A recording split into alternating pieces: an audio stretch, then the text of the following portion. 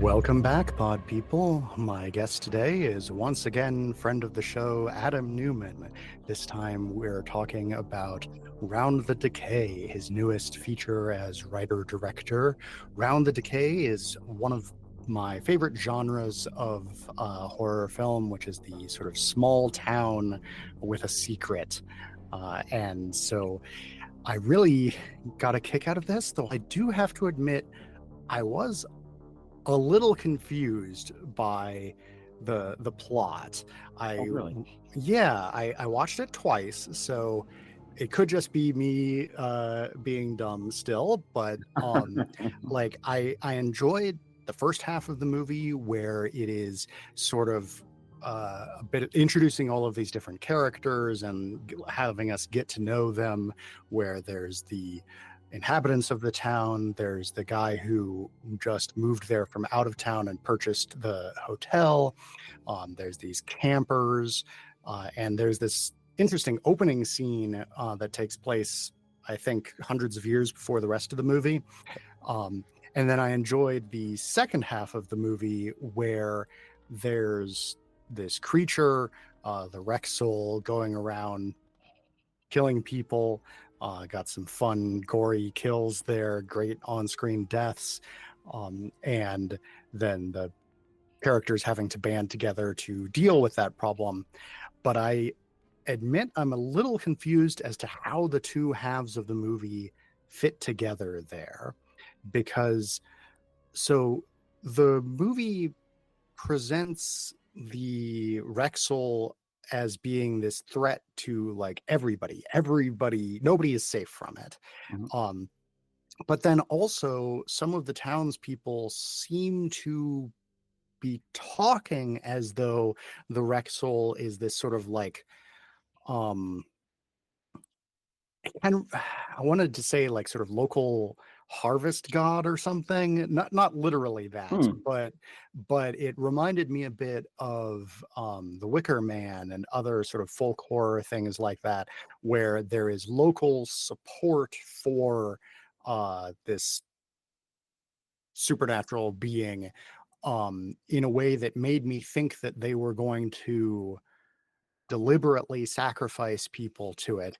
But then what actually seemed to be happening was everybody was just sort of scrambling to not get killed by it. Hmm. And so I'm curious what the intention is with that, and if I'm sure there's some scene that I glazed over or something and didn't realize an important plot connection. So tell me a bit about what's going on with that. Sure. Well, the intention is that they don't necessarily treat the Rexel like it's a god, but it is a part of their history that is why they settled there. So I think that they, especially somebody like Gregory, who's kind of the main villain of the movie, is somebody that, yes, kind of worships it. And the rest of the town believes it to be this thing that's part of their history, and they care about this thing. They mention that they care about this monster, and yes, they do feed people to it. There's a chute that goes into the cave, and they feed people to the thing because they believe in it and they care about the thing. However, it is one of those things where they understand that if the Rexel gets out of the cave, it is incredibly dangerous. And now you see somebody, pretty much, you're right. The townspeople immediately scramble when they see this monster because they understand the power and strength and how scary this thing can be. Gregory is the one who seems to believe that the monster cares about it because he thinks about it like it's their baby. They created it. That's the big thing with him, is that his ancestors created it, and all of them have taken care of it. So the Rexel will recognize them as the creators. And what he finds out pretty quickly in that sequence is that it's not the case, and that maybe she has, because the hints are that the Rexel sort of remembers based off of who it's eaten, and it almost has pieces of their memory and is able to recognize things. It doesn't have exact awareness or anything like that. So yeah, the idea was that the town keeps it at a distance, but at the same time treats it as if it's part of the history and the culture of this thing, and that they are also better than everybody else, basically, for having this monster as them. And when outsiders come in, they like to pretend that they can be open to it, like you mentioned with Bart, the character who's come out of town, and they start talking to him like he's going to be one of them, but ultimately outsiders don't really belong in this place and probably ends up becoming a meal for this thing. Mm. Hopefully that helps a little bit. So yeah. Yeah. I guess the part that confused me is I didn't really understand what the town was getting out of it, Hmm. because like usually in a folk horror sort of thing like this, there's at least the idea, whether I mean the townsfolk might be mistaken about it, Sure. but there might be the idea that the creature is benefiting the town in some way that would incentivize them to like it, cooperate with it, and like you said, they settled there because of the creature. But like that seems like if the town of Amity was founded where it is because there's a giant shark there. Mm. It and I'm confused, like, is this benefiting them in any way? Do they think it's benefiting them in any way? I think what it is that they are because the movie is the characters are obsessed with their past and what has happened, and so what it is a legacy type of thing. Hmm. And years ago, they were able to, the ancestor of this villain was able to commune with this spirit, and then was able to take advantage of this thing, and they were able to settle because of this. So it is something where they love the thing that they created. I think about things like mad scientist movies. I'm even thinking about something like I'm the one person in the world it seems like that loves the movie Alien Covenant, and how obsessed that character David is with the aliens that he does create. Right, he does it by hurting other people, which is what this town is completely founded on. But once he's created Okay. that thing, now all of a sudden they love it. It's not a when you love somebody, right, or you care for a friend, the ideal is that it's mostly unconditional, right? And that's kind of the same thing. And that's why Gregory's speech in the ice arena is like, we love it like our own child. And then he uses it as an insult to the character Ross there too. But really, it's true. This is something that they created. And it's interesting. You brought up like they treat it like do they treat it like a godlike thing? It's like, no, they treat themselves like gods because they created something that is so Ah, powerful. And so when that's kind of the whole idea behind it, is that at some point, like, what is, now we're going to get into like these weird existential things, like what is being a god in its creation, right? That is the big thing. And so there is an overinflated sense of ego for somebody like Gregory and the town. They believe that they're the ones that created something of such massive power. And so yes, they take care of it, they love the thing deeply. It doesn't give them a great harvest or anything like that when it comes to the sacrifice. But it's like caring for your child, or in a sick okay. kind of way, if that makes sense. Yeah, all right. Um, okay. Cool. Thanks for clearing that up for me. Yeah, no Um, problem. I'm glad that you're asking the questions. I've never heard that. We screen it with a whole bunch of people. I've never heard that question. So I like that you I like that you're thinking very deeply about it. Good. Yeah, yeah. And Gregory it was definitely either my first or second favorite character in the movie, with the other one being the innkeeper. Oh Um wow, okay, great. Thanks for saying that. Okay. I'll make sure to tell both of those guys. Yeah. Good, yeah. Yeah. Gregory did a really good job of being sort of like disarmingly charming Mm. towards the characters, in a way that made me go like, as someone who's very genre aware, made me go, okay, so this guy is either like a secret villain, Hmm. or he's actually what he appears to be on the surface and is going to be like really helpful and then get killed probably. Sure. Well, I'm glad that you said that. That's kind of the goal, and casting Jamie Dufall, who's in the movie, he was also in my other movie, Winter Night, as well, as completely different characters. But he's somebody that like is just so unbelievably charming. Just when you look at his face, you're already charmed, and that's a weapon. You know what I mean? You have to take advantage of that, and so I'm really glad that you did say that. Yeah, that's his very confident charm, and then the innkeeper's very sort of like how do I put it, like trembling, almost moe charm. Sure, and that's it's great that you bring it up too. Like the reason we even color coded them the way that they are, right? They're both wearing purple. It's because and Gregory's wearing this purple cable knit sweater, and Bart is wearing this kind of purple long sleeve. And the big thing is that Bart is trying desperately to be like Gregory. He's trying to get himself into this group of people, and he doesn't quite have the charm. He's able to do it in front of Kenzie, when they have that sit down and he's able to charm them. But the moment Gregory shows up, he becomes charmingly befuddled in a way. Yeah. Yeah. Um, yeah, there's some good use of color in this, setting people apart. It kind of reminded me of like Scooby-Doo and other old cartoons where it's like everybody has their big main color that makes them obvious from a distance. That sort of thing. The orange hoodie and all of that. It was absolutely the goal with a movie that has an ensemble cast of this size. You have to quickly, when you're in a scene, very quickly be able to point out who is who. And you just brought up the orange, the orange coat. When there's a moment where she runs out of the woods and she's from quite a distance, and so you need to recognize so quickly that it is her, so that you understand what the scene's going to end up being. So. Yeah, yeah. So what does the title mean? It's a great question.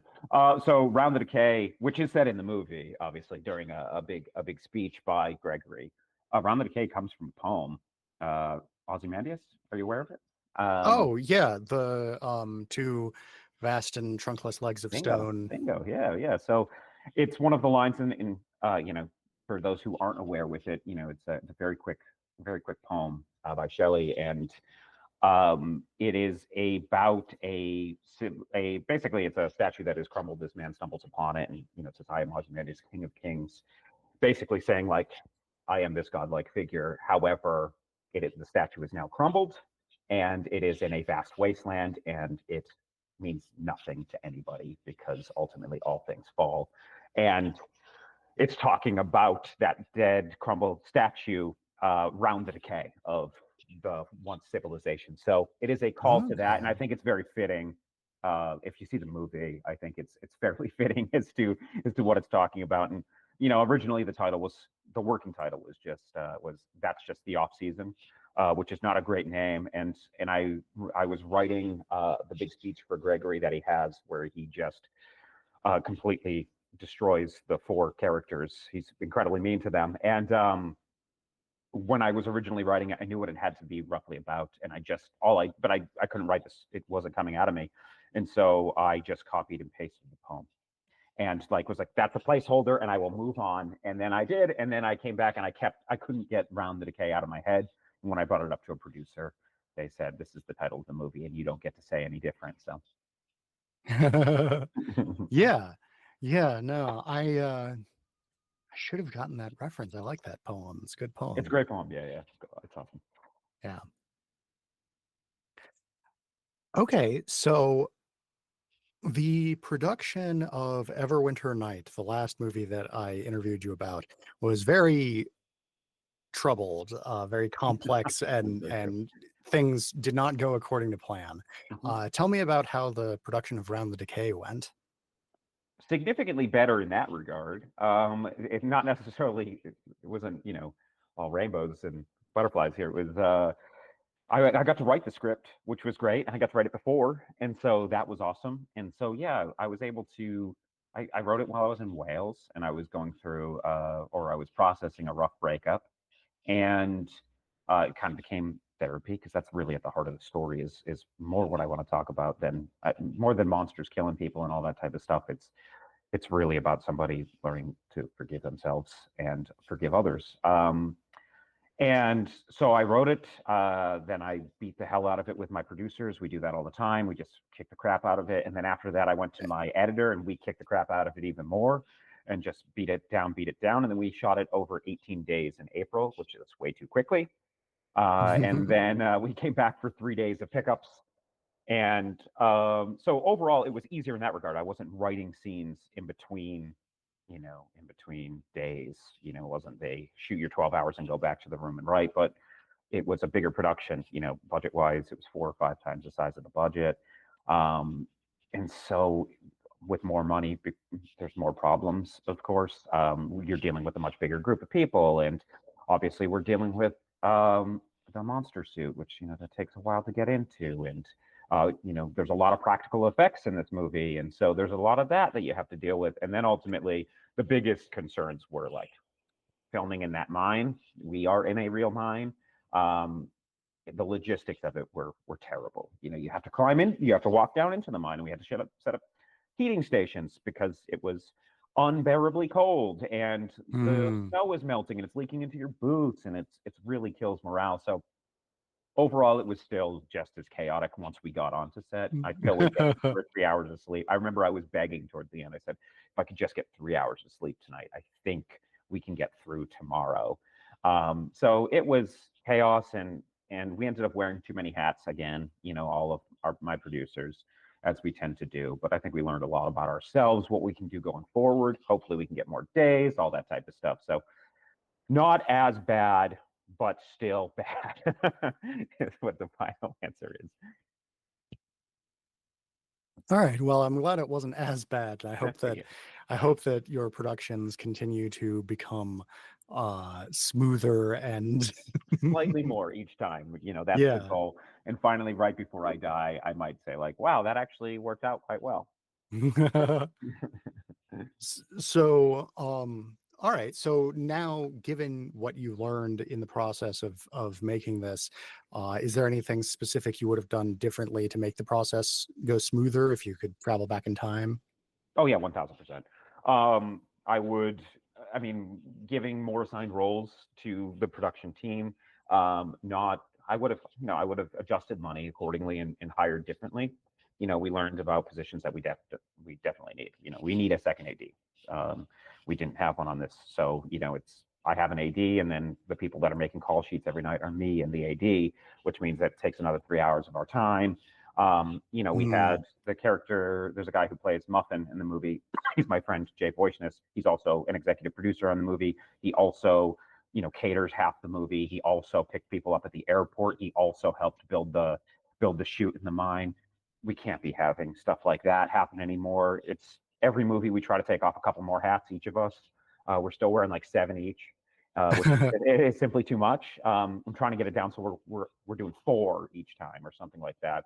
It's really that, and I think it's not even an overconfidence. It's more like we kind of know we're very good at solving problems creatively very quickly. We are very good at improvising.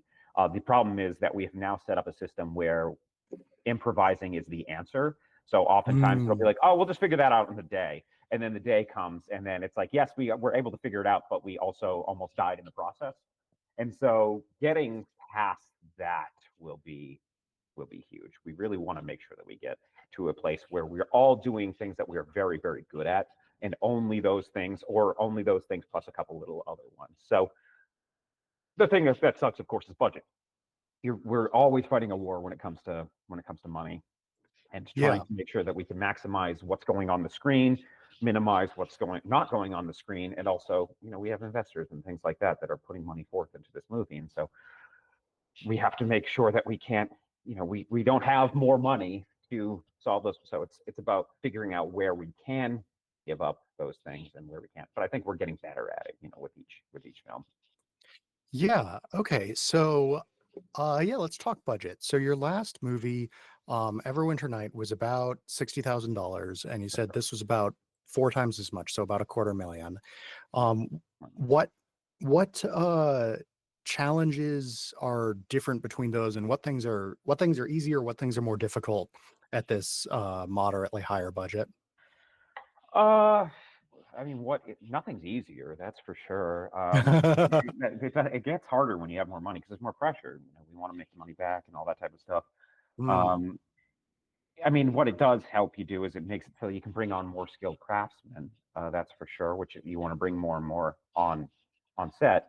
But the thing is, the movie dictated a lot of that budget too. It's like luckily we have the locations. We spent very little money on locations because we owned most of the stuff, or we had a connection with most of the stuff, which kind of helped. Um, but it's the same exact process. Running around with $60,000 versus quarter million or a little bit more or whatever it is. It's the same thing. It's just everything's a little bit more heightened. I want to say that it solves anything. It doesn't. It's all the same problems, and you're always in a money problem, and you're also, which is a time problem, of course. It's just how much are you spending per day, and anytime you shoot something that's 2 hours long, you know how much money you're burning. It's you're thinking about it. I'm constantly calculating what an extra day costs, and that's the same thing on Everwinter as this.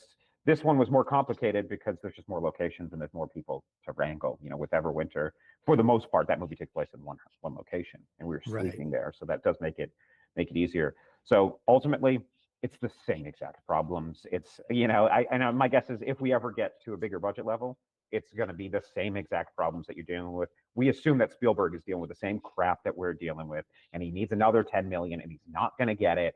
And filmmaking is still like, hey, the sun's about to rise, and you need 5 shots, but you only get one. Figure out Mm. what that one is. And I want to say things got better in this one. It didn't. Because my ideas were bigger, and so it was just the same process multiplied. You know what I mean? I hope that doesn't scare people off. But I want people to know that like it does not solve problems. Any person that Okay. thinks like just throw more money at this thing never is going to take care of the thing, and the answer is always going to be that you need more of it. So um yeah, I assume that when we get to that next budget range, which we're really hoping for, that be over 300,000 to 700,000, which is I kind of think in budget tiers now. um I just know that like hopefully I can take off a couple more hats, but it's still going to be, damn it, we only have that one shot, we can only get one shot, and now I have to make a decision what that shot's going to be. Yeah. Yeah.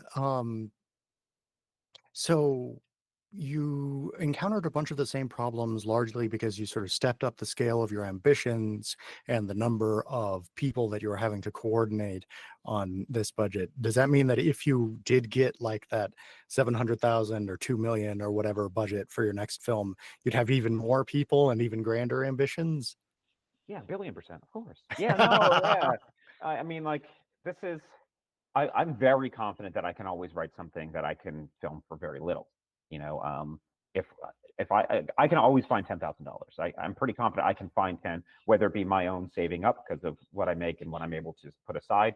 Right. I'm very capable of doing that and willing to burn my future down for the sake of something like that. However, yes, no, I have tons of movies that are bigger ideas, and when it comes to the monster in this movie costs the budget of Everwinter. So like that alone, I knew that was going to have to be something bigger and grander because I wanted it to be the case. And you were very kind and said that you liked how little we showed the movie, the monster in Everwinter. Nobody else thought that. And Oh, so and so I was very much like, I love seeing the monster in movies. I want to see the monster, especially if all it's right. decent design. And so I knew that was going to cost a little bit more. I'm writing something right now. I'm writing two different things right now. One of them only has a working title. It's called Fire Damp, and then another one's called Under a Double Moon. And Under a Double Moon takes place at a in a diner that is right next to a mine on a moon that's overlooking a giant planet that's locked without any rotation. So it Mm. doesn't sound like a cheap budget because it's not. And it's the same thing with this movie Fire Damp that I'm just writing notes for. It's kind of like a fantasy thriller horror type of thing, a little bit gothic elements to it. It's very very loose right now, but that's going to cost a little bit more money. I got into, I mean, I love every type of movie, but when I like really started writing, like when I was in the fourth grade, I was writing Final Fantasy fan fiction basically. I love that type of stuff. I love Star Wars. I love all those type of things, and I love genre. I love genre. I love smashing genres together. And like one of my Everything Everywhere All at Once is one of my favorite movies of all time now. And like that's the type of shit that I want to be making. And they made that stuff on a relatively low budget, all things considered. Yeah. But those are the type of ambitions that I have, and I want to do. Every now and then we get to do a couple shots that are really cool. In Everwinter and Round the Decay, things that you go like, damn, this is what I want to be doing. The thing is, I want a lot of my movie to have a lot of that stuff, and sometimes it's like, shit, we're stuck doing another oneer because we ran out of time, or oh crap, we only get 3 shots of coverage because again we've run out of time. And I really Yeah. wanted 12 shots of coverage because I really wanted to focus on someone's face here, and I needed an insert over there. and all that type of stuff. So, which again, time equals money. And so the ambitions would be greater. Plus, the bigger thing is like, I just want more days. My God, please, I just want to shoot 40 Mm, days. And so if I shoot 40 days, that doubles the budget already right there, you know? So right. yeah, I don't tend to think in terms of budget. I tend to think in what's getting me going, what's exciting me about a story, and it's not always just the genre elements of it. I just love that genre elements seem to be a really great way for me, at least, to communicate very human stories. You know, so Yeah. I'll never get less ambitious. I mean, if Star Wars, when Lucasfilm wants to make a movie, I'm ready to make a Star Wars movie. I've been dying to. So yeah. Uh, I will need bigger budgets at some point, but I'm able to make anything in within those ranges, I think. So hopefully that answered your question. I know I kind of looped around and all that, but Yeah, yeah, yeah. Yeah, it seems like your ambitions will grow to meet your budget, whatever your budget is. that's Uh, very true. So you brought up Final Fantasy as a thing that that inspired you. Yeah. Um, I had never heard the word Soul before watching this movie, So you and looked so it up, didn't you? I looked it up, uh, and it appears to be from Final Fantasy VI That and is not accurate. from anything else. It's not like a pre-existing That's mythological right. creature or anything. That's Is right. that where it comes from? That's where the name came from. So Okay, I'm Final Fantasy VI is like when I was playing when I was growing up. My step uncle used to play Final Fantasy III, which is Final Fantasy VI. It was Final Fantasy III on the SNES, and then it's actually Final Fantasy VI in the grand scheme of things. And it's like okay. it's one of the most like rich stories, especially at that early stages where video game. I love video games, especially now because you can tell so many different stories. Back then, you couldn't as much. You know, there's just graphical limitations, and so much of it was actually designed just to keep you renting the damn game. Um, I'm talking about like the Lion King game and stuff like that. That's Um, exactly the example that came to mind. Yeah. right. Um, but Final Fantasy, I used to watch my step uncle play it, and he's probably 10 years older than me, or he's 8 years or whatever, and he would play, but he wasn't a very fast reader, and he wouldn't let me play. And so I would just watch and I'd read the story as it was going, and then he would catch up to me. And so I want to play and he wouldn't let me. So I watch him play this game and I loved the story of it. It was like this weird fantasy world. And I really, when I was playing it later in life, there's a creature called the Rexalon. It's very different from ours. It's a dream. It's basically a dream demon that captures a character, and you have to go into his dreams and you have to kind of like reconcile his path, which I guess has some elements with what we're aiming for, and then kill this monster. So that is where the name came from. The design of the monster and stuff like that, it comes from like it's picking and choosing from all these different sources that I really, really enjoyed. And hopefully it creates something that's a bit unique in that way, right? Which is like what we're all doing. We're stealing from every place we can so that we can make our version of whatever that is. So yes, that's where the name came from, but really it has other than that, it has nothing to do with like the look or the feel of the monster. Yeah. Well, it has a little bit in common in Well, that now that we've talked about it, yes, it does. But I never thought about it. Well, it was very subconscious if that's the case. Yeah, yeah. I mean, again, I haven't played Final Fantasy VI. I only know what I found on Sure. DuckDuckGo, but they're talking about it being, quote, made up of wretched spirits who are dispatched in meaningless wars, which, I mean, there isn't really a war factor there, but there is the sort of They're made up actually of the spirits of oh, well. So first of all, thanks for recognizing that. And now I feel like an unoriginal bastard because I never thought about that. But it is interesting because like now this is not something that is essential for the story, but this is something that we talked about. I mean, it's essential for the creation of a character, which is that opening sequence with which takes place. I have the exact year. I just don't remember exactly what it is. It's in my notes. It's like 1687 or something along those lines, which is it takes place right.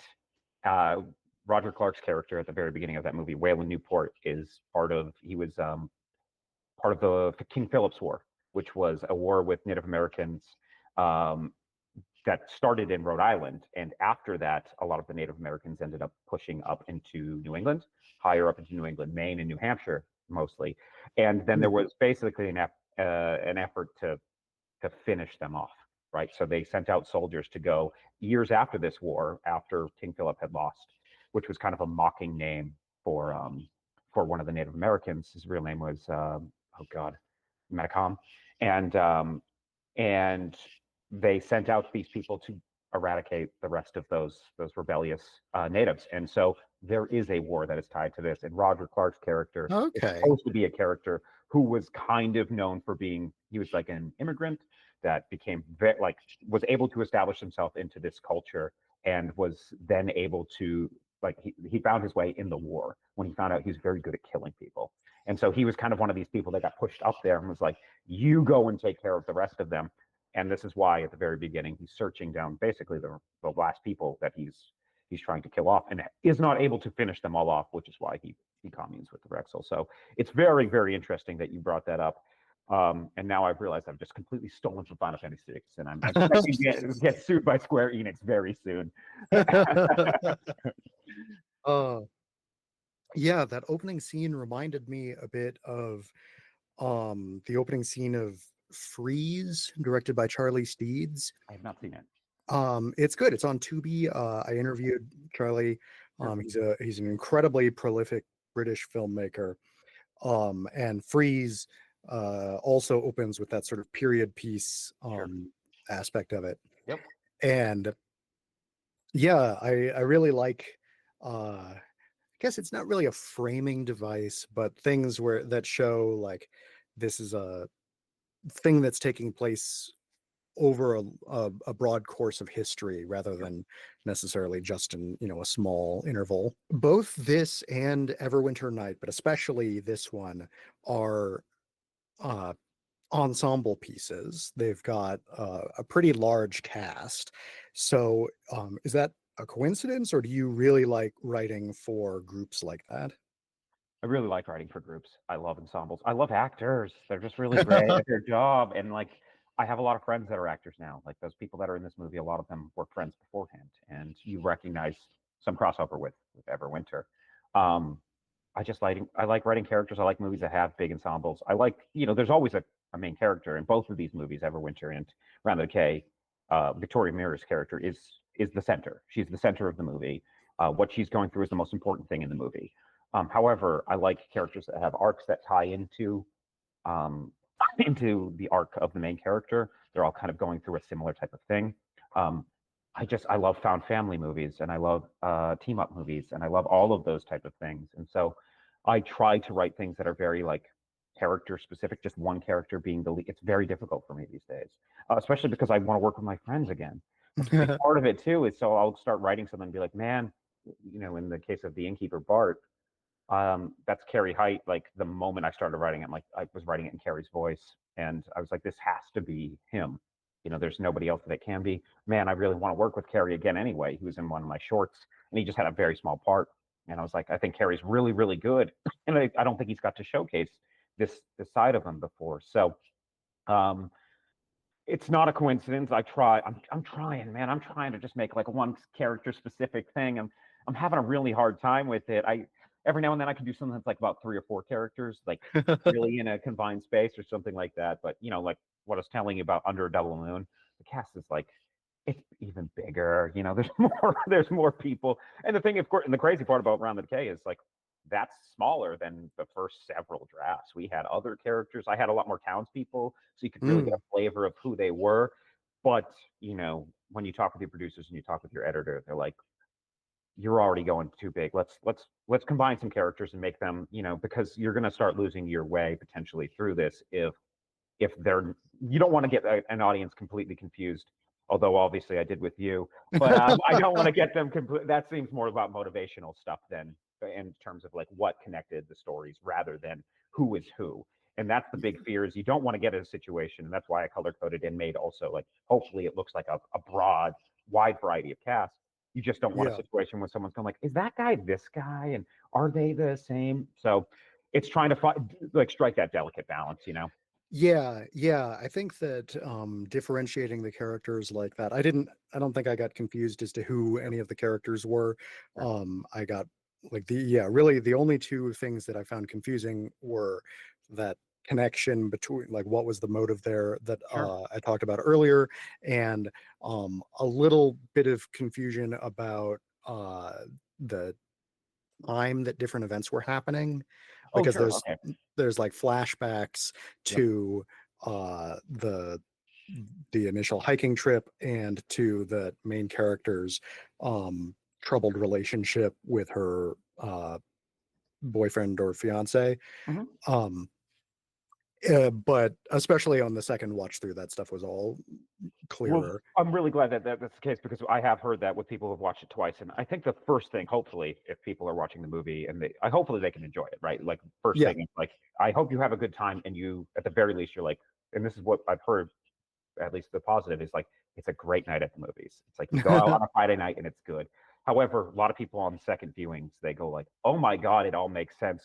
Because the Kenzie flashback stuff, which like I was, we talked about making it more obvious and making it like big flashback sounds all the time and like like Lost, sending all the The characters back. Yeah, and shimmering effect on the yeah, screen. yeah, and so, but like, it just didn't feel right, especially with the movie that's obsessed with the past. All the characters are obsessed with their past and trying to get over their past or celebrating their past, and so it just didn't make sense.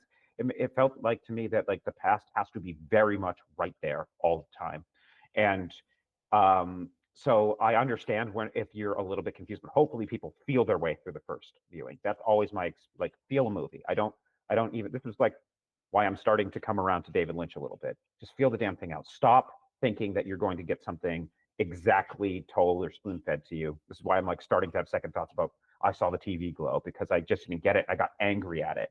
And then Ah. afterwards I went, wait a minute. There's a lot of stuff in here. You're angry because you don't understand what's going on in that movie. And so I've started to process it over and I'm not starting to go, oh my God, okay, the stuff I was feeling, the anger I was feeling only is because it insulted my intelligence. And so um, the first time through, I try to go feel it out, and then the second time through, you can see exactly the order of events, even just based off of time of day. When you piece the flashbacks together, and you start to understand, and hopefully you start to understand maybe why Zach seems like such a dick. A little bit more doesn't mean he's a good character or a bad character. He's gray. He's gray. I want everything to be gray with it. So I'm glad that you did say that. The goal is to intentionally slightly confuse a little bit at times, right? I Okay. love the Paul Thomas Anderson saying, which is like, it's always better to get the audience confused for a minute rather than have them get ahead of you for five Hmm. seconds. And that's really a big thing. So Oh, when interesting. Trevor dies, right? We do a scream that leads us into the past. And so I want an audience to be doing the work and to orient themselves. Wait a minute, wait a minute, wait a minute. So wait, was that in this, in that in the past or this? And ultimately just feel it through and then start to digest it afterwards. And hopefully it does reward a second watch where you start to go, oh my God, I see all the breadcrumbs that they've laid out. And I see that although there was this, the piece of yarn kept bubbling out, there is a source to it. You know what I mean? Yeah. Yeah. When I was watching it the first time, the first like two, maybe three times that the sort of asshole boyfriend showed up, I was like, why does this guy keep disappearing? And then on like the third or fourth time, I was like, oh, these are Yeah, flashbacks. gotcha. Ah, okay, okay. Well, that's kind of good that you did it, and we hope that people can pick up on it relatively quickly and figure out what. But also the goal is to be like to constantly make you feel a little bit unsteady on your feet when it comes to that. Okay, we're back in the past with him, and then all of a sudden, boom, we're back at the present, and what's going on? If you really pay attention, there's like a light color grade difference and things of that nature to kind of establish the difference. We kind of like the idea of like it feeling like there was like a nylon over the lens when we were shooting that. So we definitely shot it a little bit differently. But yeah, again, it's one of those things where like constantly make the audience. I want the audience to work, and that I think that's the case with all movies. They should be challenging you in some regard. Every now and then, it's nice to watch a movie that like goes exactly where you want it to, right? Because there's a comfort to it, of course. But I don't know. I'm the movies that do the most for me challenge me in some way, and I'm not saying that Round the Decay is heady at all. It's ultimately a fun night at the movies. It's a popcorn movie. It's people are getting killed. There's decapitations in the movie. Like it's Yeah. not necessarily. I'm not asking you. I'm not demanding that you you be an intellectual or anything along those lines. But I do want the audience to have an audience wants 2 plus 2. They don't want 4. So I think that if you Hmm. constantly give them 2 plus 2, there's a rewarding thing. We're little detectives, all of us, and we don't even understand how good we are at it. We're all constant, like when we're having conversations, I'm trying to assess what you're feeling, and you're trying to do the same based off of our body language and how we're speaking and all these things. And I think it is incredibly insulting and just stupid when someone says that, like, oh, audiences are dumb. No, no, no, you're bad at telling stories then, because like an audience is incredibly smart. And yes, they might not always be able to put together plot pieces, but if you use the camera properly, people typically are able to. If you show one face and then you show another face, and one of them's reacting off the other, you are able to do so much work to figure out the relationship between two different people. And then when you can explore that and then do little twists on it, and someone goes, "Oh my God, holy crap!" That just reframes everything I thought about that character from before. That's incredibly rewarding. I think we all agree it is, if not consciously, at least subconsciously. We want to be rewarded for doing the work. And so that was the goal with Round the Decay, is to set that up. And then at the end, hopefully everybody kind of comes out of it being like, this movie was so obvious and inevitable. However, I didn't know that it was inevitable throughout the movie. And that's how I feel like good movies really feel. It's like, oh, of course, that's how it all wrapped up. Duh. And so that was kind of the goal, at least. Yeah. Yeah. That's interesting that you mentioned I saw the TV glow in that regard, because I really liked that movie. I liked it a lot Okay. more than the director's previous movie, We're All Going to the World's I didn't Fair. see it yet. Yeah. Yeah, they both have similar sort of vibes and metaphorical kind of stuff going on. Sure. I saw the TV glow much more than We're All Going to the World's Fair. Sure.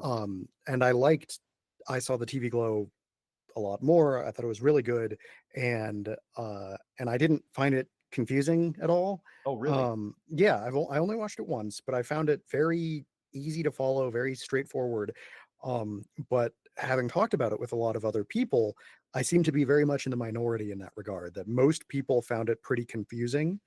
Um, I don't and even know if it's confusing, but I certainly I consider it like, unless you think that there's like a clear narrative to it, which I don't, and I think that's why I was like so frustrated by it. It was like ah, the first 45 minutes of that movie are basically perfect. I can't That movie really really captured what it's like to be awkward and alone, but to use some type of media to connect with somebody. That it for like somebody who grew up.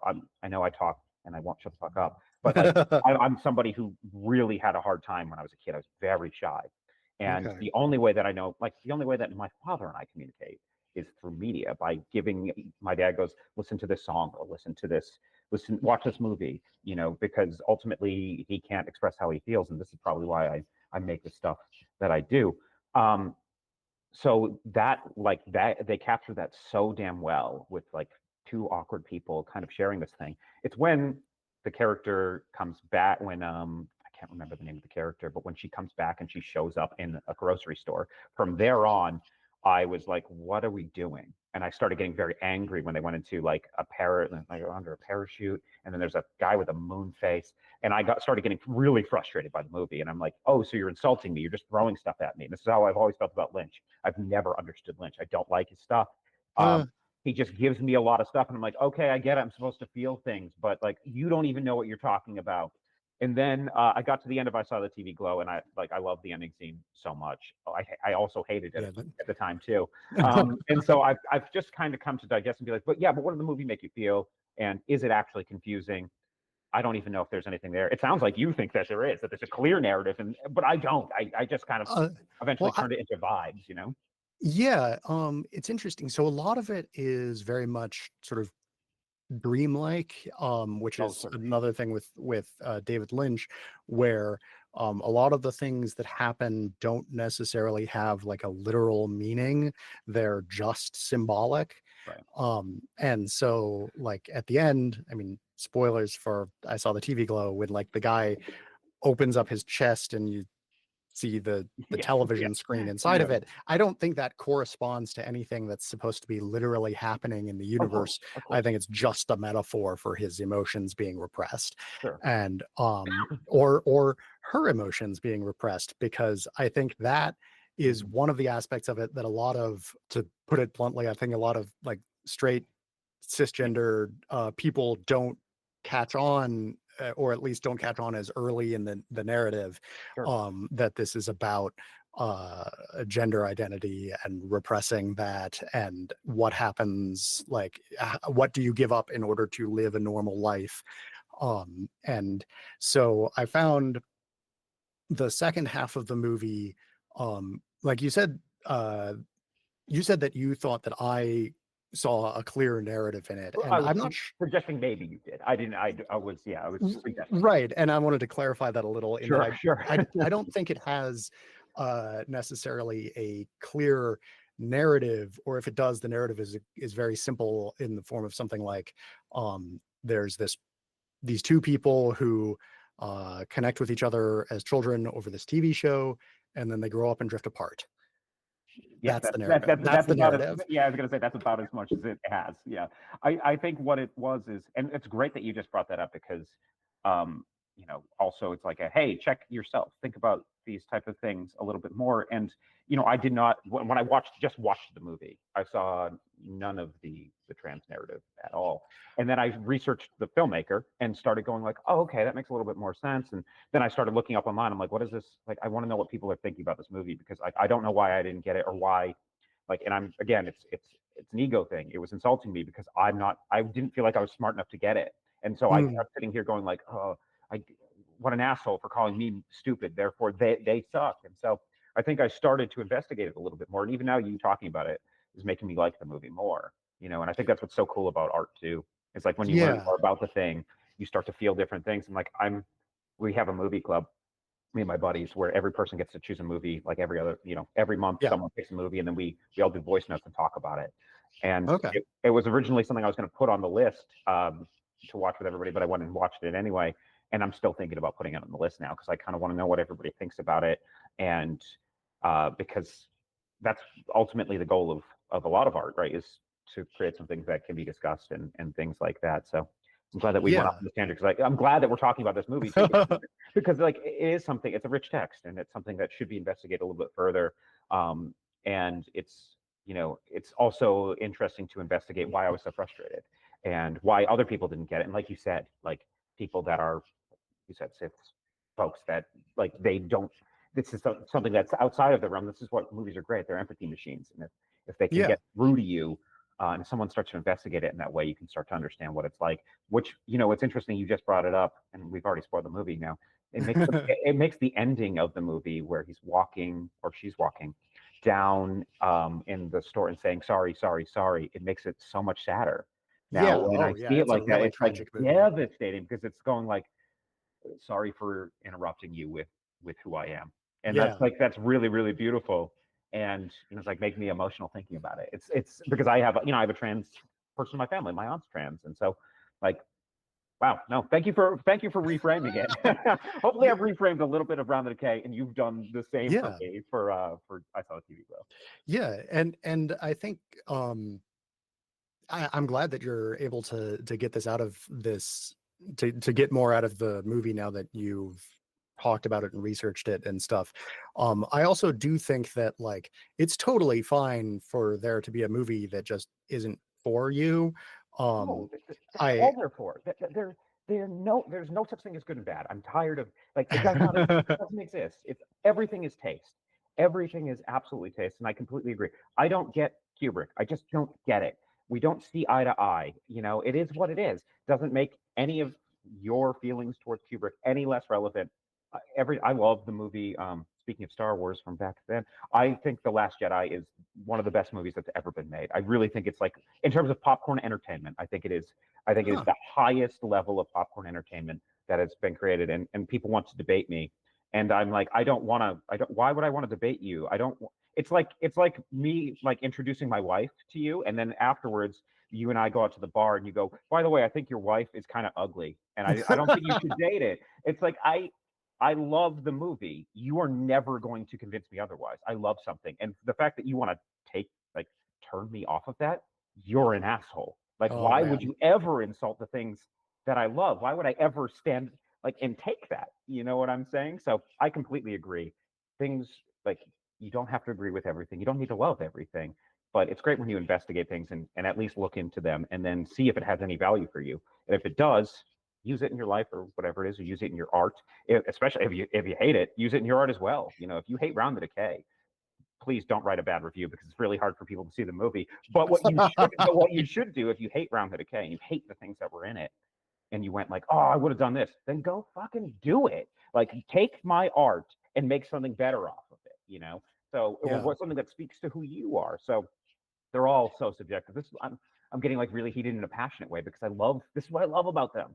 Like, they're these big talking points and they mean so many different things to so many different people. I just wish more people would see. I want people to watch more. Yeah. All right. Well, I won't share my Last Jedi take with you. Um, I assume you don't like it. I mean, so the way that I describe it, and have described it since I first saw it was, it's a whole lot of really beautiful scenes, barely connected by an incoherent plot. Oh man, we think so differently about this. It's amazing because I find it to be the highest quality, both in terms of the structural and emotional, and what it's doing both with and against the Star Wars lore. I think it's damn Hmm. near perfect. This is great though. This is what I love about movies is that they mean so Yeah. many different things to so many different people. I'm curious. Have you seen Skinamarink? Not yet, but I've heard it's one of the most polarizing movies in the history of the planet. I was It actually. is. Yeah. Did you like it? I did not like it, but I'm Okay, glad it got made. that's how I feel about Um, every movie now. Yeah, yeah. yeah, I think that Skinamarink and I Saw the TV Glow both they remind me of each other a lot in that they're both, uh if you just look at them literally, you'll probably not have a great time. sure. And for both of them, it really seems like, a small portion of the people who watch it, it immediately clicks for them, and it's really powerful and significant, and they like it a whole lot. And for another portion of people, like, it doesn't click immediately, but when they think about it, they can appreciate it. But then for most people, they're just like, this is boring and stupid. I hate it. Yeah. Um, and I think there's, especially with Skinamarink, there's no way to know which of those categories you'll be in until you watch it. I've kind of heard that. Um, Yeah.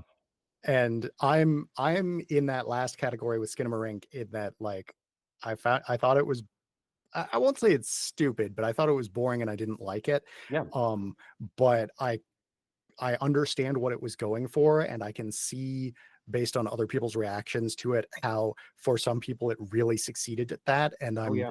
I'm always really glad to have people make more weird movies and see them succeed. I completely agree. And like, because I have the same people have told me it's the most boring movie of all time. I just had like a 3 hour conversation the other day with somebody who was asking about movie funding, and she was telling me about her short, and she's like, I'm so inspired by Skinamarink. I love everything about it. And it's like, it's amazing how you can get two polar opposites when it comes to a piece of art. You know what I mean? And that's what I appreciated about it. I think we get so hung up on what is good and what is bad, and we think our taste for some reason that every person in the world thinks that they're special, whether or not they're willing to admit it or not. Like, we're all the main character. Everything runs through me and all that type of stuff. And so it's very difficult to see how other people might feel about something. There's some movies that the movie Oppenheimer. I'll say, like, I don't. It's very hard for me to wrap my head around how anybody could like that movie.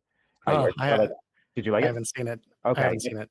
I just found it to be a big old bore, and so and also structurally disaster. But however, that doesn't mean that it's very, like, you have to look outside yourself and see, like, oh, maybe people, if someone explains it to me or talks to me about it and what they did like about it, maybe I can at least start to understand where they're coming from. Which is why, like, this is why we started our movie club, is so that we can have discussion about art rather than just like watching the thing and be like, I think it was dumb. Let's never confront it again. Yeah. Um, oh man. So calling Skinamarink, the most boring film, ever made, which, I mean, like, for most viewers, that sounds about right. Sure. But the other movie that makes me think of is, Wavelength from 1967. Have you seen that? I have not.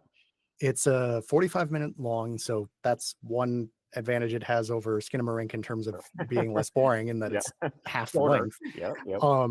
But it's an experimental film. It is a single shot with a static camera of like of the corner of an office, basically, that like very slowly zooms in over the course of the 45 minutes. um and there is like one thing that happens in the movie, uh spoilers, um but other than that, it's like watching paint dry. uh and Wow. and it's one of those things where like um it's very much it's a very much a 1960s experimental film. Sure. um and I've seen it, and I don't know if I'll ever see it again. Okay. uh but it's interesting. It gets you things to think about and talk about. Right. um Absolutely.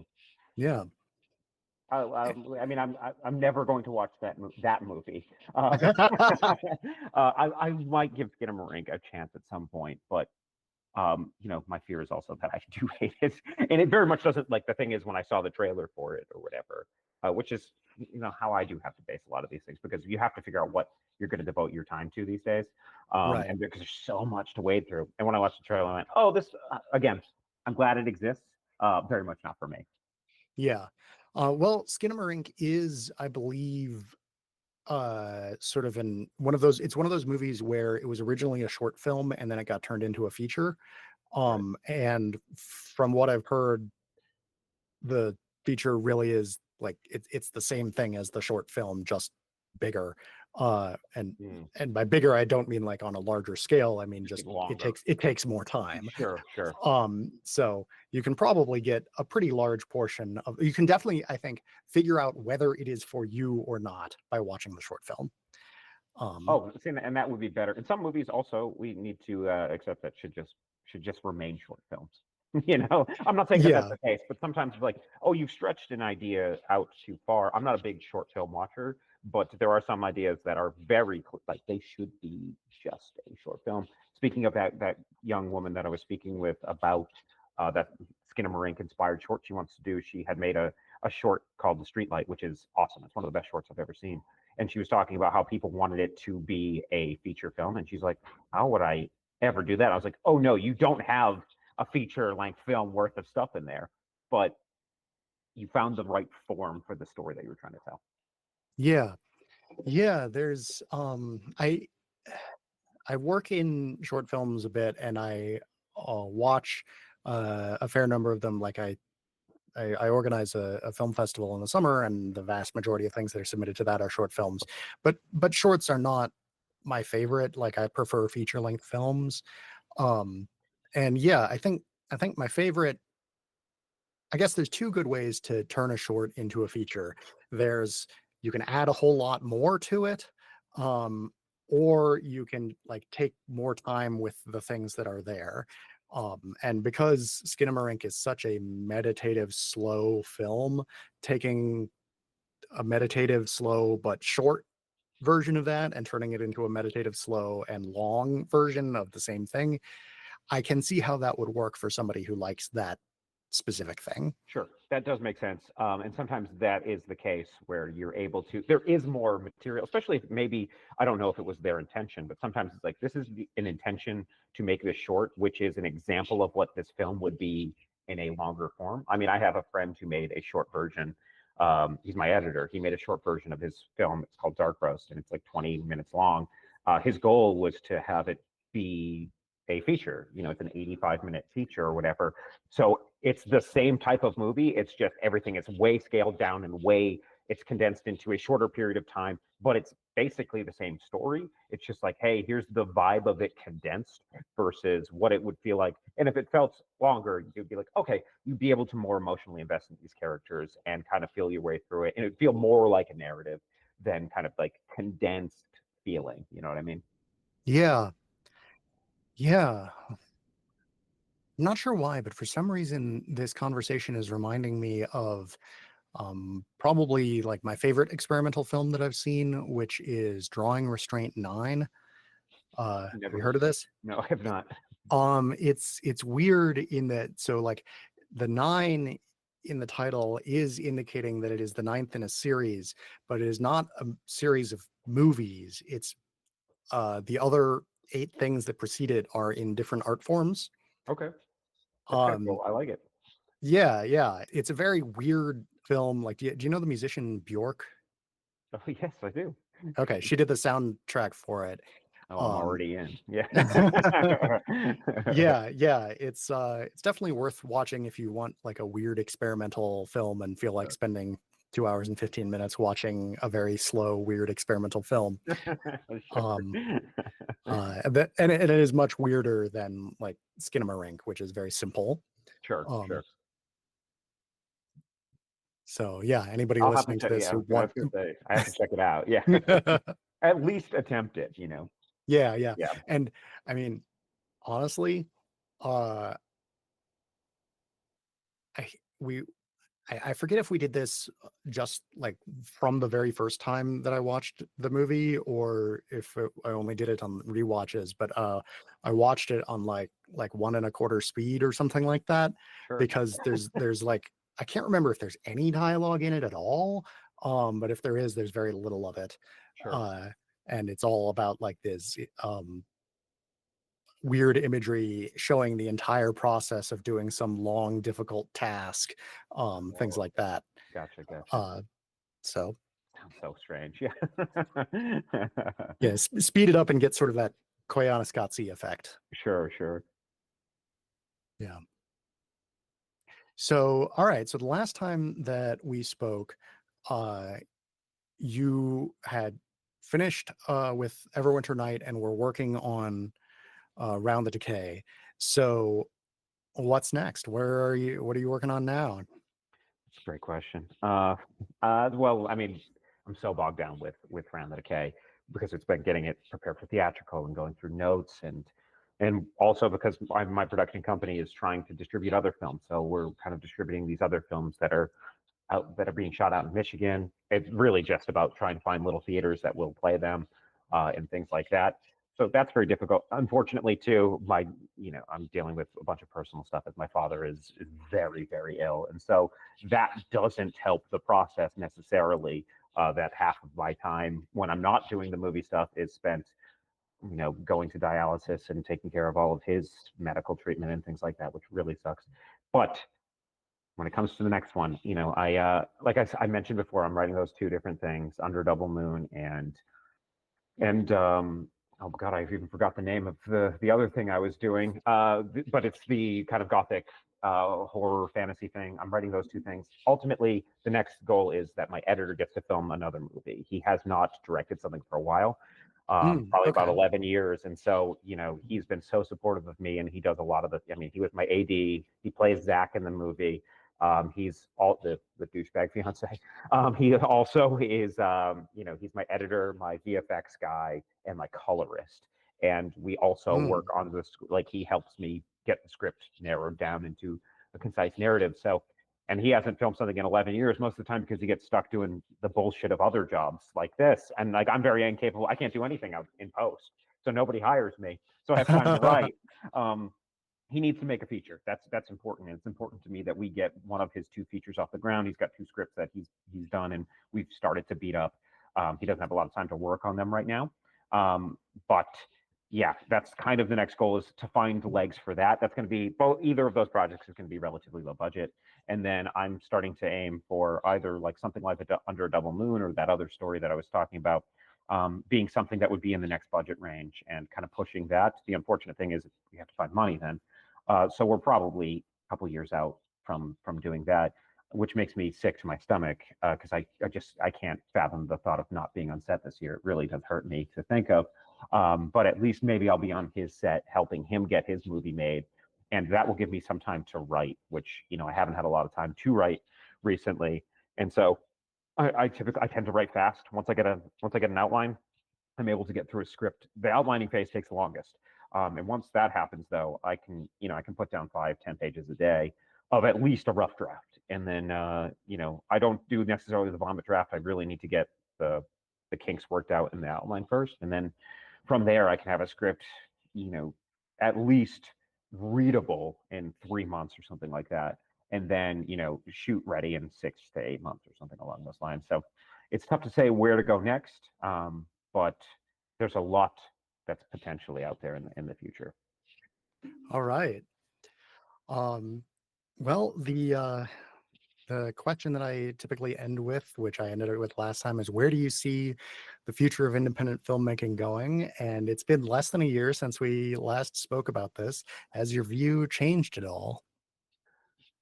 I guess I don't remember what my answer was before. What do I think is going to happen with independent film? I probably have changed even more positively. I don't know if I spoke positively about it. I think we're in a good space. I do. I mean, let's ignore. It's tough to, but like, let's ignore AI because it's going to be a thing. But my hope is still, and my belief is still that AI will be used.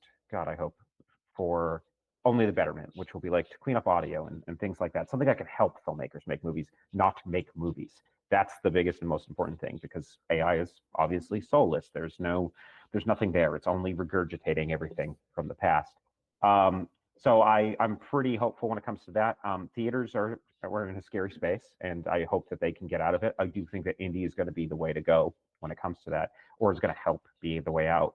Our film Round the Decay is playing in 30 theaters, plus we're finishing up a contract to get into another 30. So there's potentially that we're going to be 60 screens, and then we're adding more for weeks after that.